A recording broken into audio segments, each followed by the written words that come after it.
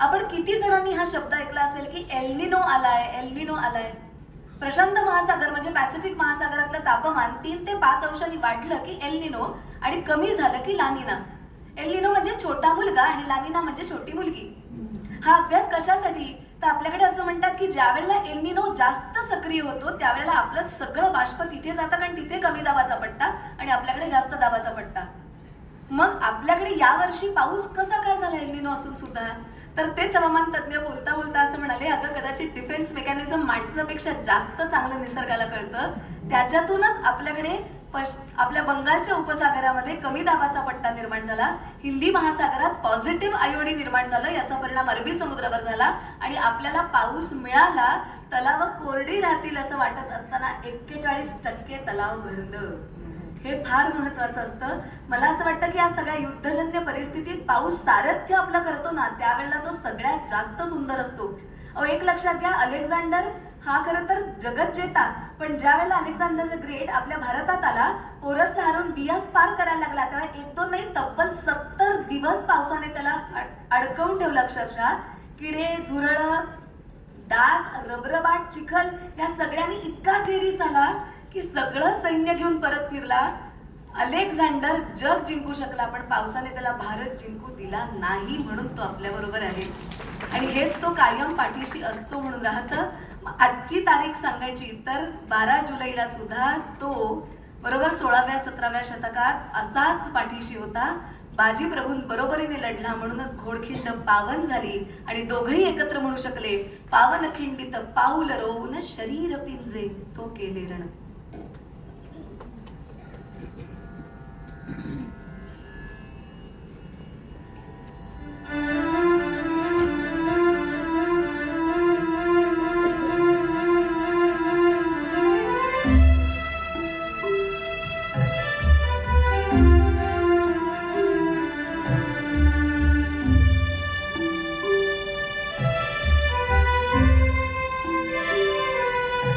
सरळा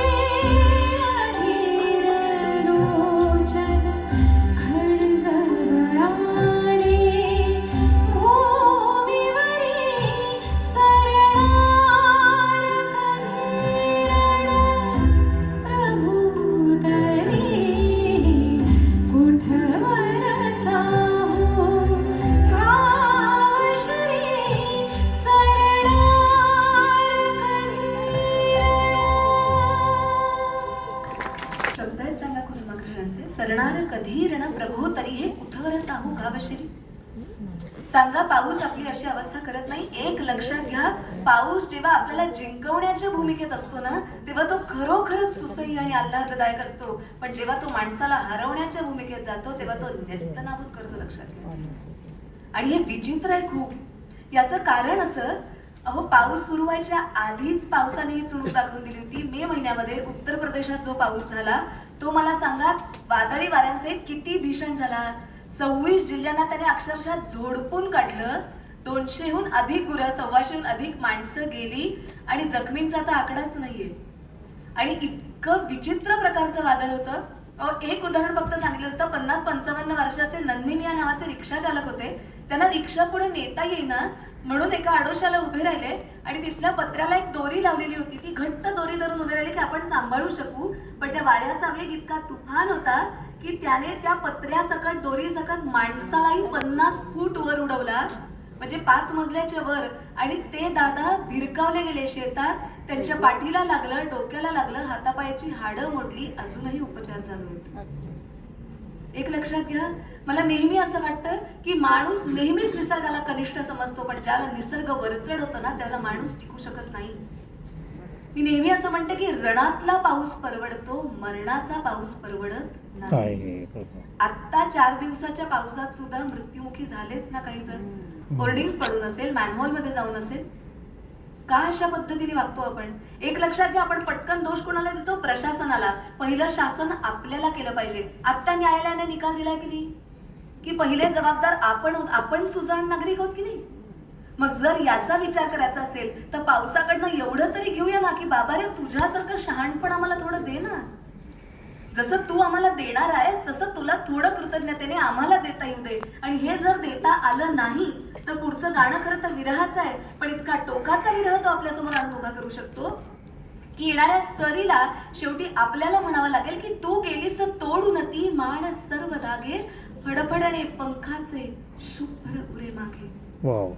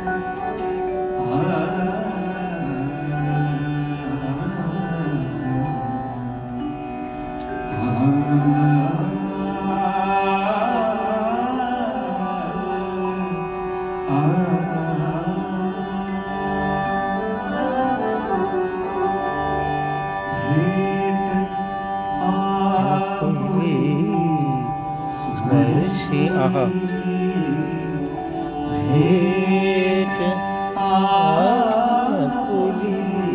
स्मरशी काय दोम मना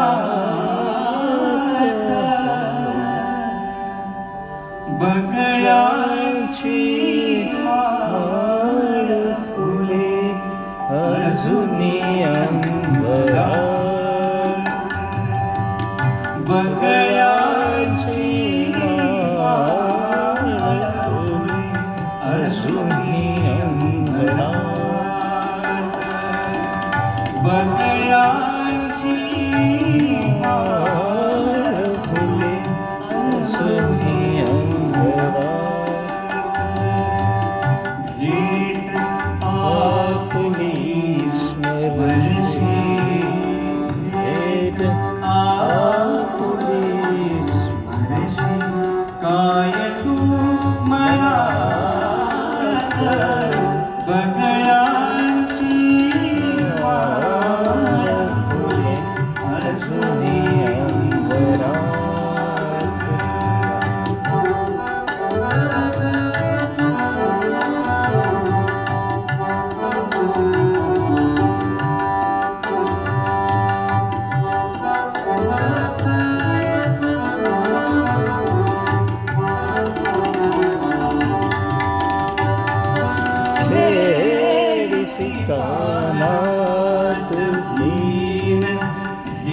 पावसाचे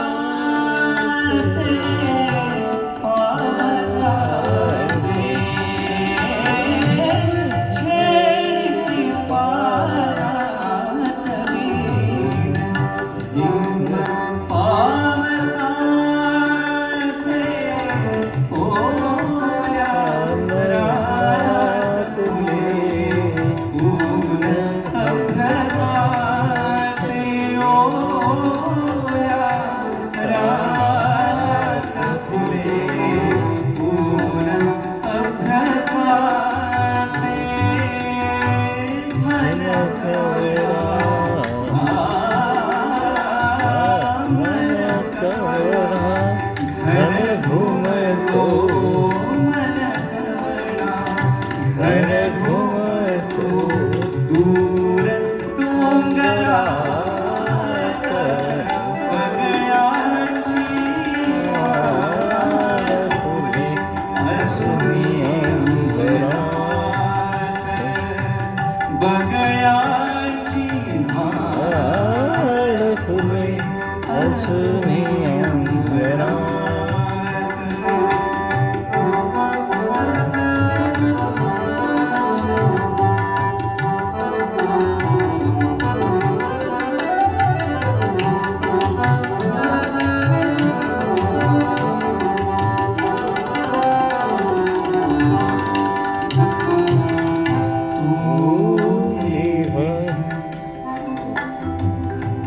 तू गेलीस ओढून तू गेलीस ओढून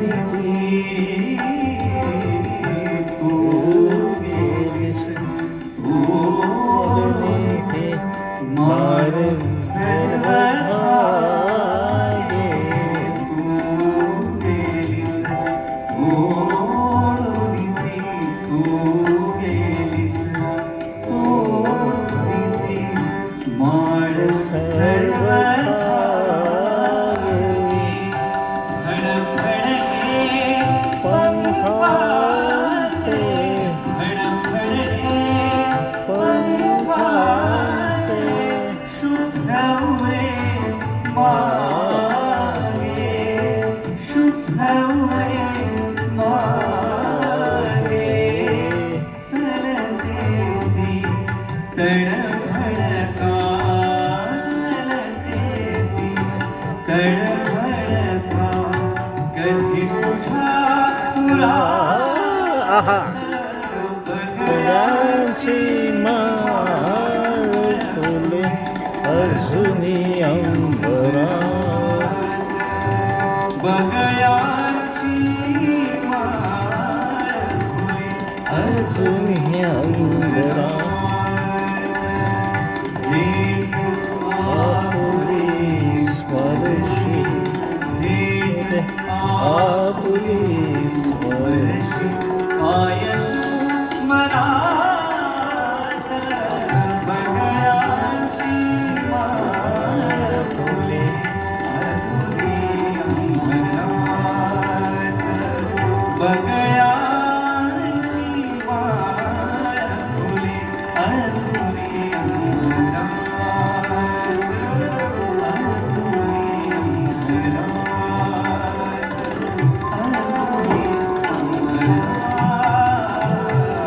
आणि मयुरेश आणि विनयसाठी सुद्धा एकदम मनापासून दाखवूया